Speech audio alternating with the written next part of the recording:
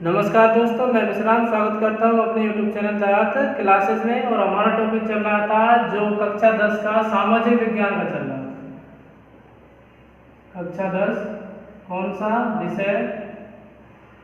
SST या सामाजिक विज्ञान। इसके अंतर्गत हम फर्स्ट चैप्टर पढ़ रहे थे, अध्याय फर्स्ट, जिसके अंतर्गत हम पढ़ रहे थे मौर्य वंश। कौन सा भाई? मौर्य वंश। कौन सा पढ़ रहे थे? मौर्य वंश। और मौर्य वंश हमने पढ़ लिया था पूरा। क्या चल रहा था हमारा? मौर्य वंश। मौर्य वंश के जो शासक थे वो हम अध्ययन कर चुके हैं। इसका समय था 322 से 185 ईसा पूर्व तक। कब से कब तक रहा? 322 से 185 ईसा पूर्व तक मौर्य वंश का क्या रहा? शासक रहा। जिसके अंतर्गत में देखा चंद्रगुप्त मौर्य ने सर्वप्रथम क्या किया था भाई? मौर्य वंश की स्थापना की थी 322 ईसा पूर्व में। ठीक है भाई। उसके बाद हमने देखा बिंदुसार के बाद देखा हमने मौर्य वंश का सबसे जो प्रतापी शासक हुआ वो हुआ सम्राट अशोक। कौन हुआ भाई? सम्राट अशोक, जिसने सर्वाधिक मौर्य साम्राज्य का विस्तार किया और ज़्यादा से ज़्यादा प्रसिद्धि हासिल की। इसके बाद जो मौर्य वंश के शासक हुए वो कैसे हुए? निर्बल हुए। कैसे हुए? निर्बल हुए, यानी कि उनमें क्षमता नहीं थी कि मौर्य साम्राज्य को ज़्यादा से ज़्यादा आगे बढ़ा सके। ठीक है भाई। तो लास्ट में जो हमने अंतिम में अध्ययन किया था वो क्या था? अंतिम मौर्य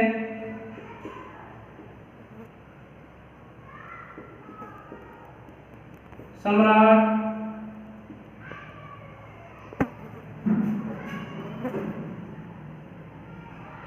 भद्रथ था। कौन था भाई? भद्रथ, जिसकी मृत्यु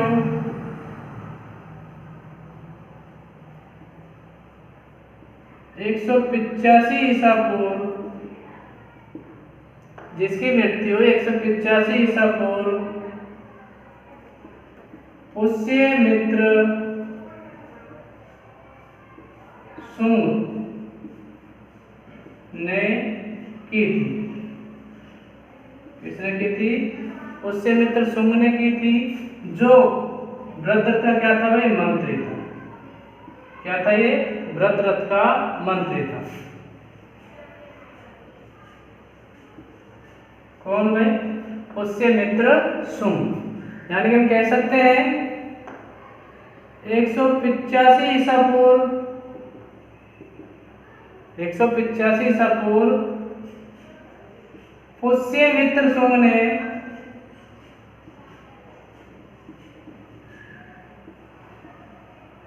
शुंग वंश की स्थापना की।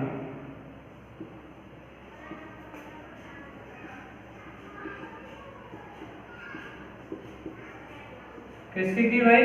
शुंग वंश की स्थापना की। किसने? पुष्यमित्र शुंग ने। तो यहाँ क्या हो गया था? मौर्य वंश समाप्त हो गया था। क्या हो गया था भाई? मौर्य वंश समाप्त हो गया था और यहाँ तक हमने अध्ययन कर लिया था। ठीक है। अब हम भाई इसके बाद अध्ययन करेंगे मौर्य वंश के प्रशासन का। किसका अध्ययन करेंगे? मौर्य वंश के प्रशासन का।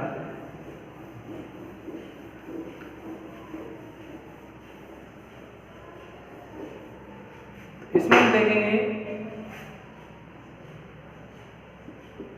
मौर्य वंश की प्रशासन व्यवस्था। किस पर चर्चा करेंगे? मौर्य वंश की शासन व्यवस्था पर। इसमें हम क्या करेंगे भाई? चर्चा करेंगे। तो यहाँ मौर्य वंश जो प्रशासन था वो किस में केंद्रित था भाई? राजा। किस में केंद्रित था? राजा में। यानी कि मौर्य वंश की सर्वप्रथम या सर्वप्रमुख जो केंद्रीय इकाई थी वो थी राजा। क्या थी भाई? राजा। यानी कि राजा में मौर्य वंश की केंद्रीय इकाई थी। क्या थी? केंद्रीय इकाई थी। यानी कि सारी शक्तियां किस? तो राजा में मौर्य वंश की केंद्रीय इकाई स्थित थी, पर राजा निरंकुश नहीं था। राजा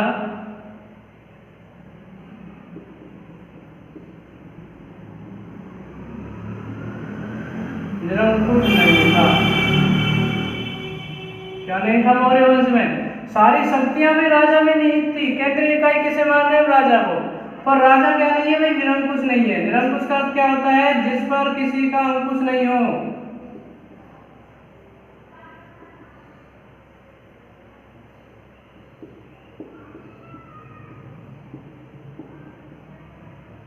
अंकुश नहीं हो, ठीक है। अंकुश होने क्या आता है? जिस पर किसी प्रकार की पाबंदी ना हो, यानी कि अपनी मन मर्जी से क्या चलाए भी, शासन व्यवस्था चलाए।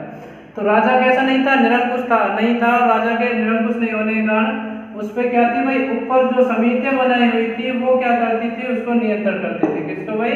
राजा। यानी कि राजा मौर्य वंश के समय में कैसा नहीं था भाई? निरंकुश नहीं था। ठीक है भाई।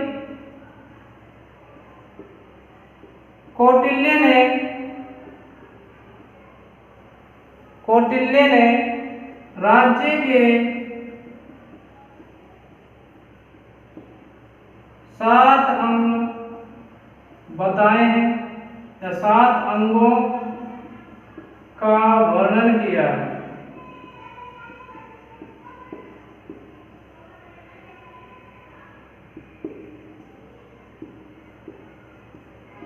क्या किया है भाई? 7 अंगों का वर्णन किया है। सबसे पहले कौन आता है? राजा प्रमुख होता है। क्या था भाई? राजा प्रमुख था और सारी शक्तियां किसमें ही थी? राजा में नहीं थी। किसमें नहीं थी? राजा में नहीं थी। दूसरा आता है आमित्य। आमित्य होते थे मंत्री। कौन होते थे? मंत्री होते थे जो शासन व्यवस्था में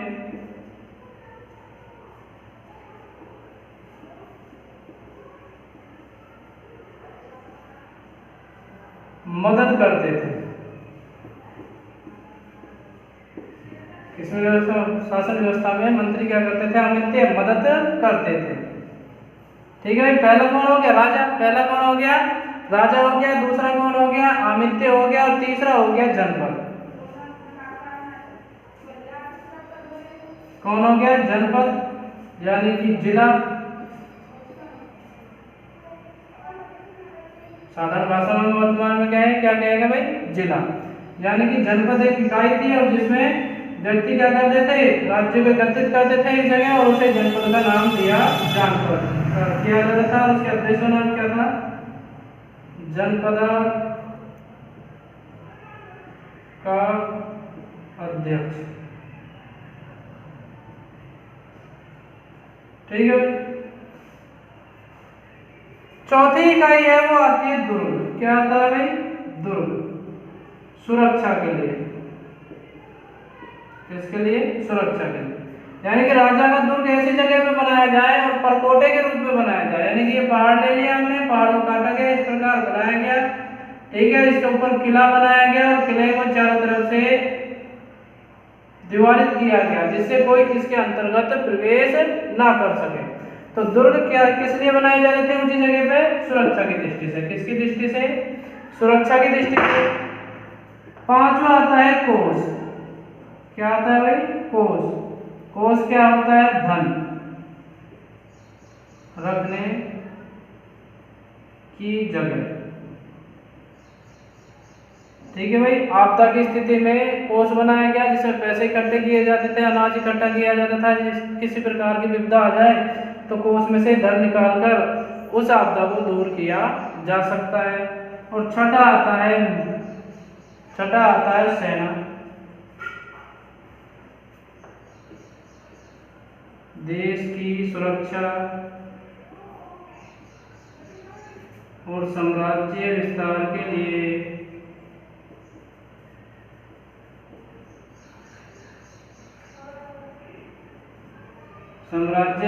के लिए हमें किसकी आवश्यकता पड़ेगी भाई? सेना की। और सातवां अंग आता है जो आता है मित्र। क्या आता है भाई? मित्र। यानी कि अगर राज्य के जो अन्य राज्य पड़ोसी राज्य होंगे वो कैसे होंगे, अच्छे होंगे, जब विपदा की स्थिति में हमारी क्या करते हैं, मदद। तो ऐसे मित्र भी होने चाहिए। तो कौटिल्य ने अपनी पुस्तक अर्थशास्त्र, कौन सी पुस्तक लिखी थी कौटिल्य ने, अर्थशास्त्र। उसमें कितने अंग बताए, राज्य के प्रमुख रूप से 7 अंग बताए, राजा, अमित्य, जनपद, दुर्ग, कोश, सेना और मित्र, ये 7 अंग कौटिल्य ने बताए। इसके अलावा कुछ प्रमुख अधिकारी भी थे, जिनमें प्रमुख है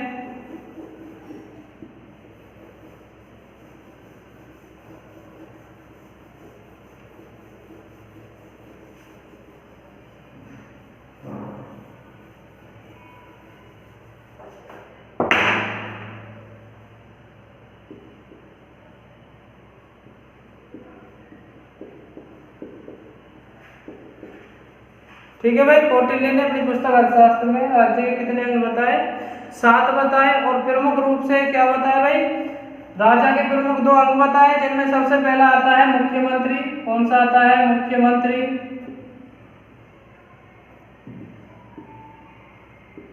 और दूसरा आता है पुरोहित।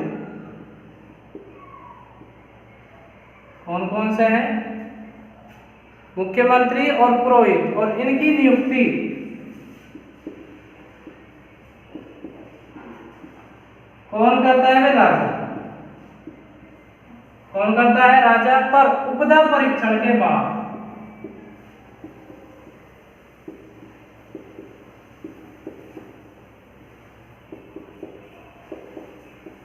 इसके बाद उपदा परीक्षण के बाद, यानी कि मौर्य प्रशासन में प्रमुख रूप से राजा के अलावा मुख्यमंत्री थे, पुरोहित थे, और इनकी नियुक्ति राजा करता था। कौन करता था, राजा, पर उससे पहले परीक्षण लेता था, उपदा परीक्षण। किसे, उपदा परीक्षण।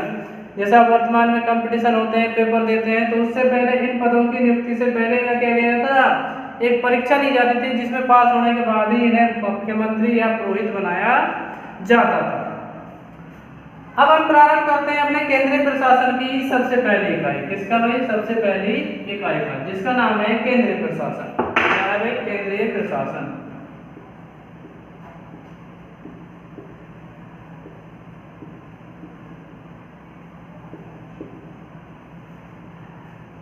क्या है भाई, केंद्रीय प्रशासन। और केंद्रीय प्रशासन में कुल 18 विभाग थे।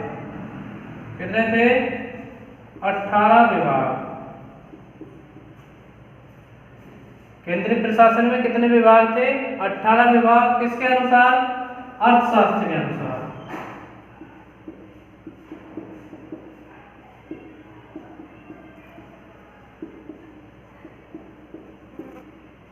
किसके अनुसार, अर्थशास्त्र के अनुसार। अब ये जो 18 विभाग थे, इन्हें हम तीर्थ कहते थे। क्या कहते थे भाई, तीर्थ। इन 18 विभागों को तीर्थ के नाम से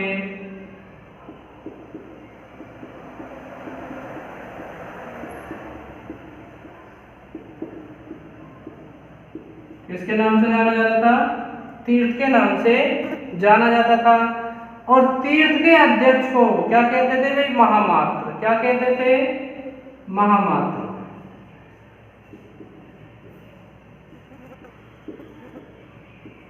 तीर्थ के अध्यक्ष को क्या कहा जाता था भाई, महामात्र कहा जाता था। ठीक है भाई। केंद्रीय प्रशासन में कुल 18 विभाग थे अर्थशास्त्र के अनुसार, और 18 विभागों को किस नाम से जाना जाता था, तीर्थ के नाम से जाना जाता था। तीर्थ का जो अध्यक्ष होता था उसे हम क्या कहते थे भाई, महामात्र कहते थे, जो कि तीर्थ का अध्यक्ष होता था। तो सर्वाधिक महत्वपूर्ण जो तीर्थ थे, महत्वपूर्ण तीर्थ, महत्वपूर्ण तीर्थ कौन कौन से थे, मंत्री, पुरोहित, सेनापति। कौन है भाई, सेनापति। और चौथा आता है युवराज।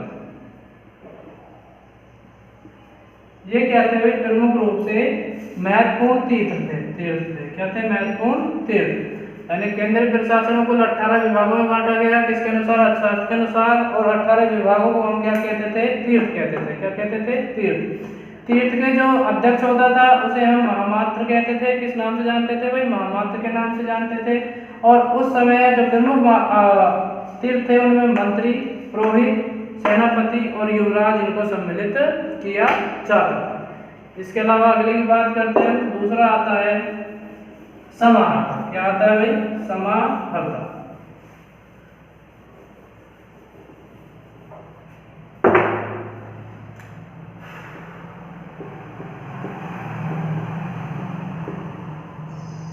जिसे हम कह सकते हैं कोषाध्यक्ष। क्या कह सकते हैं? कोषाध्यक्ष कह सकते हैं। ठीक है भाई। इसका काम क्या था? सबसे पहले तो राजस्व एकत्रित करना। क्या करना? राजस्व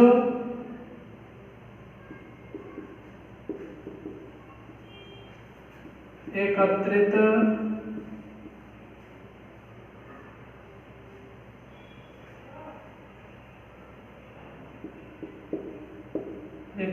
करना। क्या करना? राजस्व एकत्र करना, जिसे हम क्या कहते हैं? कर या टैक्स, इन नामों से जानते हैं। आय व्यय का लेखा जोखा रखना।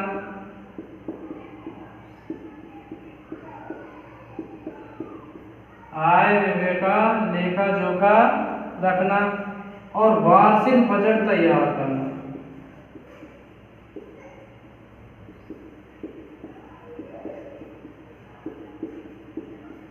क्या करना? वार्षिक बजट तैयार करना। तो मौर्य प्रशासन का दूसरा है समाहर्ता, जिसे हम क्या कहते हैं? कोषाध्यक्ष भी कह सकते हैं। इसका प्रमुख कार्य है राजस्व एकत्रित करना, कर या टैक्स, आय व्यय का लेखा जोखा रखना और वार्षिक बजट तैयार करना। तो ये वीडियो हम यहीं तक छोड़ते हैं। अगले पार्ट में हम इससे अगले भागों की चर्चा करेंगे। तो आज का वीडियो आपको कैसा लगा ये जरूर कमेंट बॉक्स में कमेंट करके बताएं। इसके अलावा लाइक शेयर करना ना भूलें। साथ में जिन व्यक्तियों ने चैनल सब्सक्राइब नहीं किया, सब्सक्राइब अवश्य रूप से कर लें। तो मिलते हैं अगले वीडियो में, तब तक के लिए नमस्कार।